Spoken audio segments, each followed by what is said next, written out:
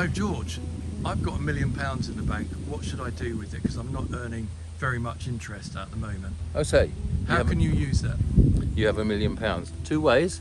You can risk it all on a big operation, a big investment, or we can work with you. You can tell us how you would prefer to do it. My advice to you on this occasion would be to invest it in 3 or 4 like-minded properties.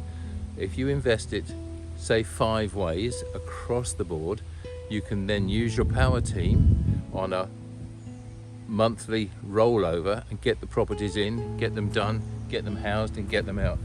Don't do anything big with your money at this stage. Use your money to 2 or 3 bedroom properties. If you're going to do commercial conversions, that is an ideal opportunity, but stick to 5 to 20. That is where the margins are. Anything under 5, your local builder is going to look at that. The local builder is going to try and do it with his team or whatever. Anything bigger than 20, the big boys are on your shoulders. They're looking over your shoulders trying to get the big deals. If you stick within 5 and 20, the chances are that you will find a project that you can substantially do. Now, a 5 and 20 is probably £3 to £4 million. You still don't have to invest $1 million.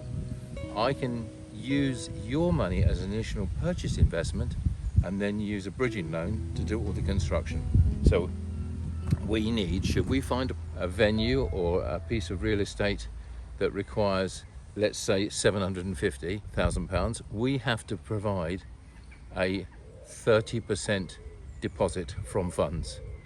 We will do that with your money and my money. We can then go to the market. My investors will be found through my mortgage broker to go with the first phase. Once we've secured that, my mortgage broker will then find some other investors to go with the construction side. Okay, that's cool. I've got a friend who's got 200 grand in the bank, not earning him very much interest. Could he come in on a similar deal? He can come. You're not going to get much for 200 grand in London and the southeast. So where would you suggest? You mentioned somewhere up north. Well, he can come on board. We will nurture him, hold his hand and show him the way forward. We will invest in our area at the moment, which is Lincoln. We can find properties in Lincoln for £200,000 that need doing up. We can offer a buy-to-let mortgage later, but not at this initial stage. Let's purchase the property with your investors' money and some of my investors' money, or a third investor and JV. We purchase the property outright. We, as our company, will then do the refurbishment. We'll then get a mortgage on it when it's at its uplift, release all the funds plus the interest, and everybody's happy. Okay. So I've got a friend who's got 100 grand in the bank, and he doesn't want anything to do with the properties. He just wants to make a return on his investment. Yep. Should he invest with you? Why should he invest with you? Well, if he wants to invest with us, we will then go out and buy the properties. He can buy the property with us. If the conditions are right, he can, as his form of surety, he can have the property in his name, or we will contract through our solicitors for him to have first charge on the property. That way round, his money is secure at all times.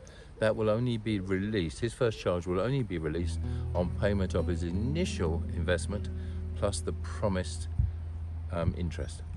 And how quickly can you turn these kind of projects around? Are we talking about tying up his money for 6 months or a year or what?